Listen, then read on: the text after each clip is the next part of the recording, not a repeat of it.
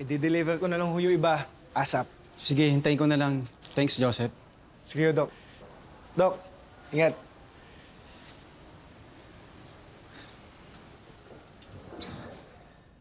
Miss na miss kita. Ronnie? Ano ba? Diring-diri ka. Ayaw mo na pa talaga sa akin.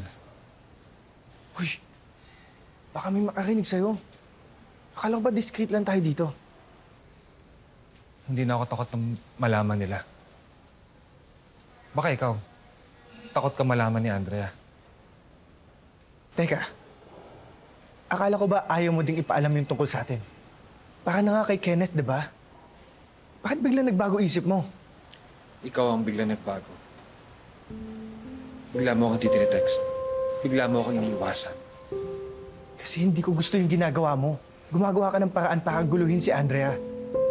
Para guluhin kami. Hindi kita maintindihan, Ronnie.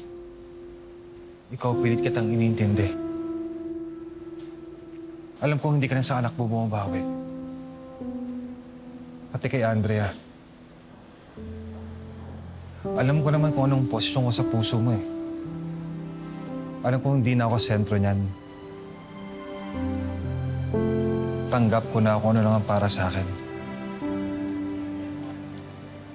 Hindi ko inaakihin ng buo. Pero huwag mo akong iwan.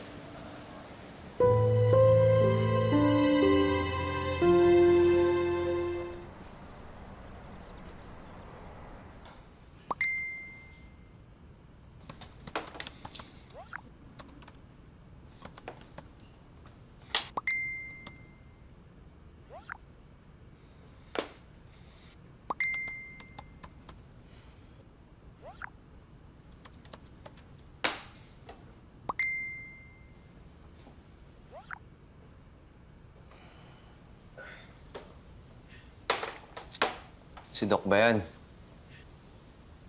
Tol, alam kong pakiramdam ng iniiwasan. Ako sa'yo, replyan mo, mag-usap kayo. Parang hindi pa kasi ako ready kausapin siya, Tol. Mabuti na siguro may space muna kami para makapag-isip-isip. Paano na lang kung si Andrea kausapin niya? Tol, mas mabuti nang sa'yo manggaling na may relasyon kayo ni Doc kaysa sa iba pa niya malaman. Lah, jowa mo si Doc? Lah, ginagawa mo dito?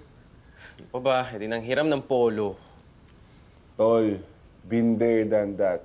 Kaya payo ko sa'yo, Tol. Bago ka pa mabuko, umamin ka na. Tignan mo ako. Tagal ko tuloy sinuyo si Hannah nung nalaman niyo yung totoo. Kala ko nga, hindi na mapapatawad eh. Tsaka nga pala, Tol, magkita pala kami ni Andrea mamaya. Gusto mo, ako na magsabi sa kanya eh. Sira ulo ko talaga eh, no? Sige na, umalis ka na nga. Oh, sige na, Tol. Salamat dito ah. Mukhang mamahalin pa to. Sana, swertein ako. Tol! Pa, ingat.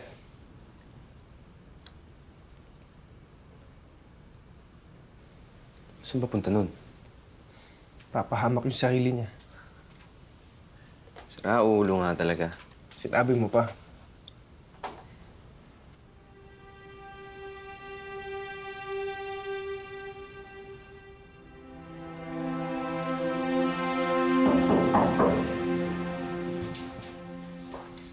Dok, alis na po ako. Sige. Christy. Si Mr. Mentroso ba bumalik na? Hindi pa, Dok. Sige.